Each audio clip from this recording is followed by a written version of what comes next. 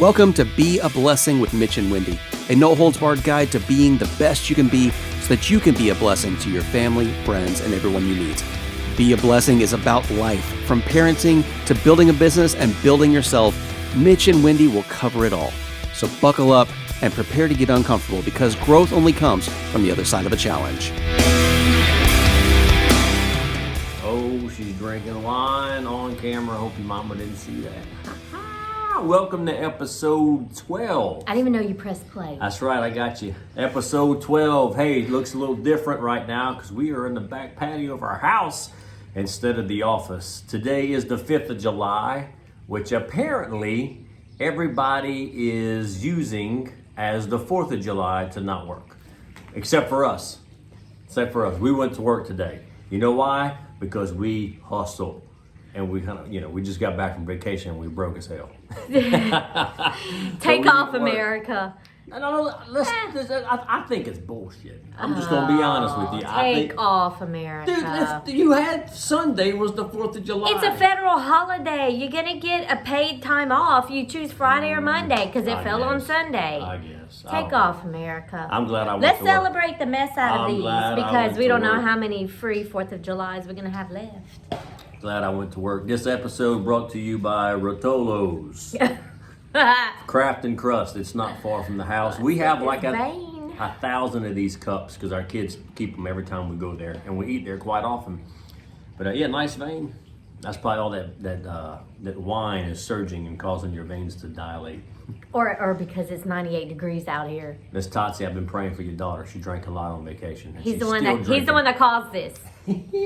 All right, today we're not going to be very long. I say that this may be the longest episode we've ever done. Producer Frank's not here, but he did bring us some pulled pork. It was his lovely bride's birthday today, Miss Brandy. We had an opportunity to go by and say hi during our lunch break. So happy birthday to Miss Brandy. Shout out to her. Frank, we miss you. And you made the best pulled pork. Yeah. It was legit. I wish he'd bring me some more. By the time you get this, you probably won't have any more. That's right. Good stuff. So we miss you, Frank. I hope that this is able to come out okay. Today, we're going to talk about the need to surround yourself with people who either you aspire to be like or who are accomplishing the types of goals that you're wanting to accomplish. So we learned something that we thought was really cool. It's a metaphor, this idea of you are a thermostat, and your thermostat is going to regulate the temperature of your life. And so the things that surround you, so in other words, if you're running at about 75 degrees as a thermostat, if you open the door and it's really hot outside, all the hot air comes in, it's going to raise the temperature, and then the thermostat kicks on to cool it back down to keep it there. So if you're running at, let's say 75 is where you're at, but you're trying to get to an 85, right? Metaphorically speaking, then you need to surround yourself with people who are going to lift you up, who are going to challenge you, who are going to push you, who are going to inspire you, and not bring you down, not cool you off. And so that's kind of what we're going to be talking about today. Wendy, you're looking intently at the camera, so please tell me what's on that beautiful mind of yours. No, I was just waiting to hear what you said next. Carry on. No, that's not what I had to say. Like this idea of talking about how important it is if you're wanting to raise your thermostat, if you're wanting to accomplish more in your life, how important it is to surround your people with people to raise who the lift thermostat you. of your life. Yeah. So I think what's episode 2 that we were talking about, that you are the sum of the 5 people that you spend most time with. And so it's important because you'll find that the people who are complainers, if you spend a lot of time with them, you'll complain. If people who are into yoga, you've never been into yoga, but the 5 people you're spending time with talking about yoga, guess what? Naturally, you become interested in yoga. So the people who are winning. Stop, you're messing them up. So the people who are winning, you'll find that when you spend more time with them, you're going to have more of a winner's mindset. The people who are victims, the more time you spend with them, the more excuses that you're going to find yourself developing for your lack of. So we just found it important. We were talking about it this week. You are how important it is for the thermostat of your life. And again, whenever you've been hanging around with those people and your thermostat's set at 100, and you go hang out with people who maybe their thermostat's set at a cool 72, it's gonna clash for a minute. Y'all might not even understand each other's temperatures. And that's okay. You know, you're not meant to. But just know the longer time you spend together, the more you're going to see both of y'all's thermostats being adjusted. Yeah, maybe it's going to be more like this. And so, but the reality is, and this is something I thought about, if you read the Bible, one of the things the Bible teaches, and especially when it comes to marriage, your mom sees you drinking that. You can get it out the frame. She still knows it's happening. I'm just trying not everybody see this double chin when I'm drinking. Okay. So the Bible talks about, specifically when it comes to marriage, I think this is something that it's hinting at. It says, do not be unevenly yoked with your partner. And I think that's, this is kind of another way of saying that. Whatever thing you're trying to accomplish in life, don't unevenly yoke yourself with people who are not going in the same direction, who don't have the same goals as you do. And that can be business goals, career goals, fitness goals, parenting goals, marriage goals, all these types of things. Don't surround yourself with people who are moving in the opposite direction than you are. Something recently that was good for me is, you can follow me on Peloton. I'm Sweaty Mitch. And by the way, I did 21andMe. Wendy got me that as a gift a couple of years ago, and every now and then they'll send you emails. I got an email today, and it said, hey, you have some reports you've not read. So I was like, let me check it out. So I clicked on it, and it come to find out, I have 2% Neanderthal DNA in this beautiful body, if you can believe that. Wendy laughed for about 30 minutes when I told her that, probably the big forehead. But what was really interesting about the traits of Neanderthal, it said because of this, you're likely to sweat a lot during exercise. Hence the name Sweaty Mitch, because of my Neanderthal 2% DNA. I sweat a lot. But we've talked a lot about Peloton and fitness goals and things that we do. I have a good friend, Wendy and I, we had Balancing.fit on a couple episodes back. One of the Jamie's husbands is like the Hulk. Very, very, very big, strong, probably the most in shape person I know, personally. So he does Peloton. And one day I shot him a text like, hey man, I want to send me your username. I want to see your stats on the Peloton, because I had been doing seemingly pretty good. So he sent me that, we connected, we followed each other, and I went and looked at his stats, and like my best stats were like his mediocre days. Like my best ones were and it pissed me off. And I texted him some choice words, jokingly, of course. And that following week, I literally had a PR. I don't know if you remember this, Wendy. I literally had a PR, a personal record, every day for a week because I was so pissed off about how much better his stats were than mine.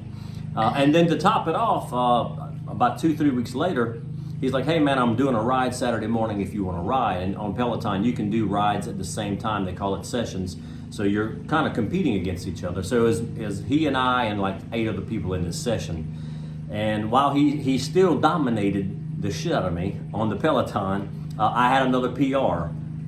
Just because of the competition and him pushing me, I had another PR. So that's an example of me surrounding myself or interacting with someone who is doing really well in a specific area and it caused me to be better. You touched my knee. Yeah, no, that was on accident. Hey, just because this my knee. Space is so hot and close.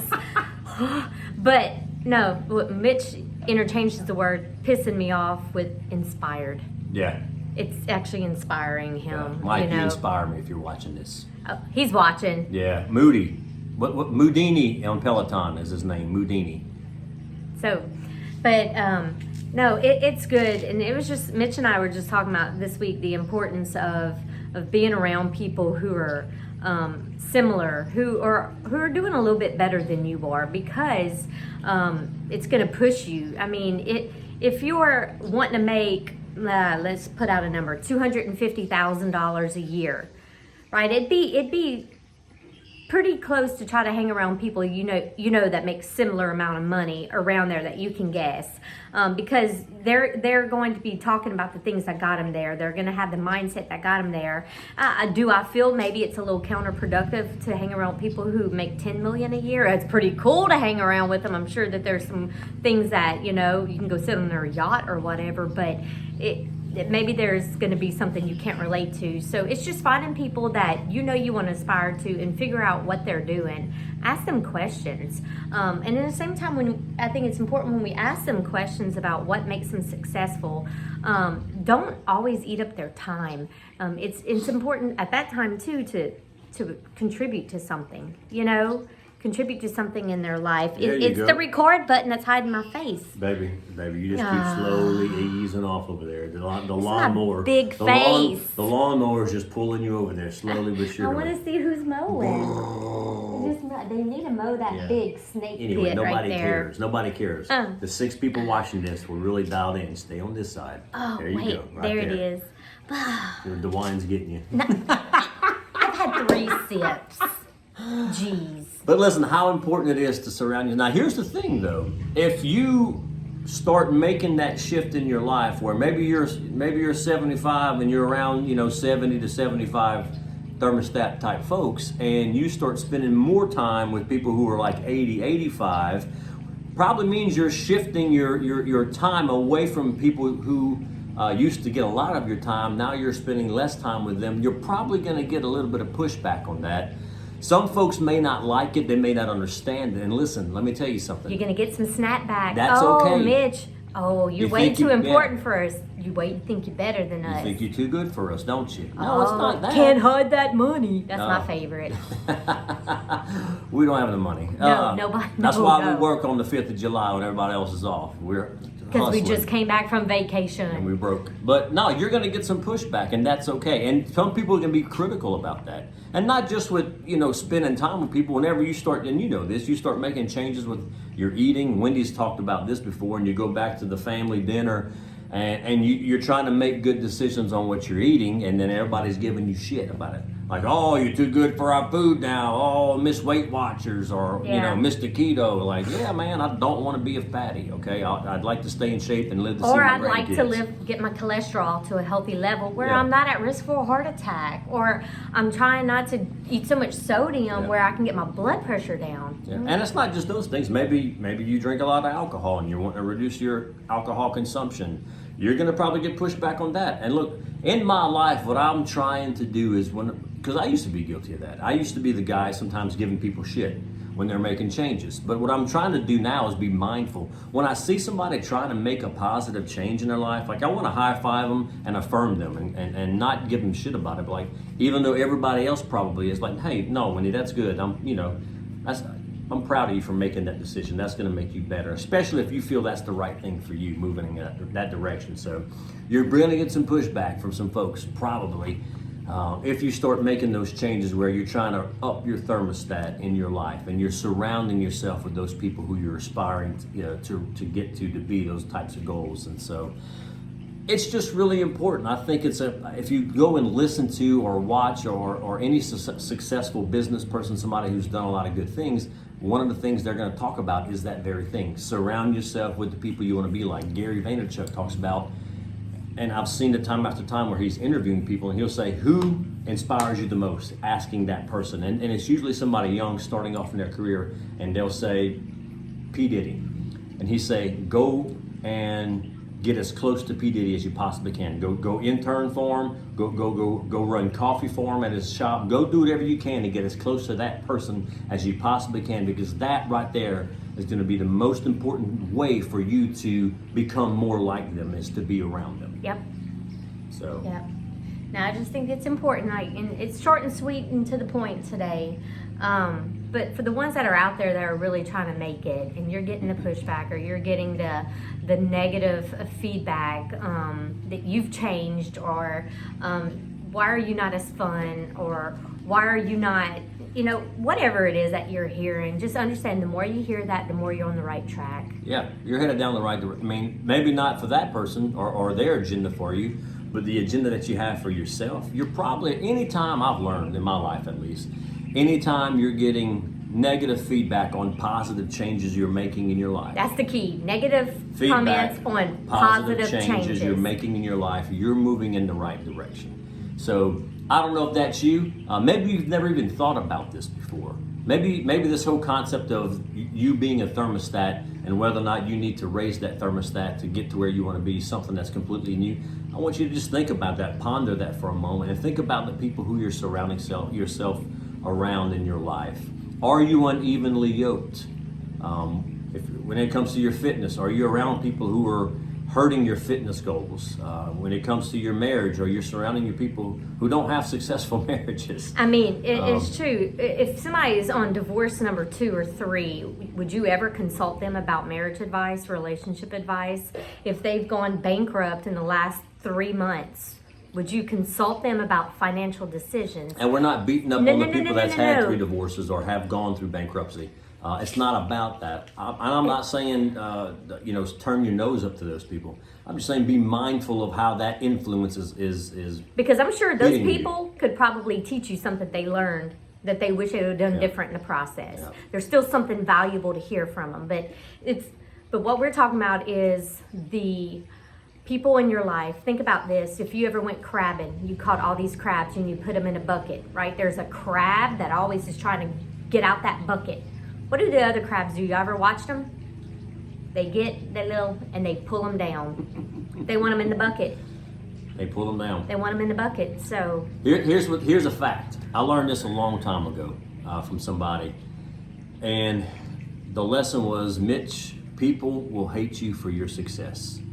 They're going to cheer for you, but the moment they feel you're more successful at whatever it is, that you're more successful than they are, they will begin to hate you for it. And man, as sad as that sounds, that's been true. It's been true in my own life. I don't know if hate's the right word, but I've disliked people who've done better than me because it didn't, for me, it reflects poorly on me. It makes me feel bad about myself. Because it threatened where you were, and it exposed all the excuses you've used to stay complacent where you're at. That's instead of using that to motivate me and fuel me to do better, like, man, he did it, I can do it. It just exposed my insecurities, and I'm like, whatever. All the negative things I said about that individual when I was young and kind of dumb. But just know that when you start making these positive changes, man, everybody's not always cheering for you, okay? As soon as they're going to cheer for you till you get about to where they are, but whenever you start surpassing them and whatever it is, suddenly the cheering begins to be eliminated, and then there's usually some negative things that come. So just be aware of that. Maybe you're fortunate and you have great people in your life already who are cheering you on, no matter what. So you just be blessed and be thankful. But I know that we've encountered over the years some of that negative blowback on, hey, we're trying to make positive changes and we're doing these things for a reason. And we've had some lost, I don't say lost friendships, but we've had friendships where it's not what it used to be. Or I can name friends that have remained true and pure through the processes and in your corner.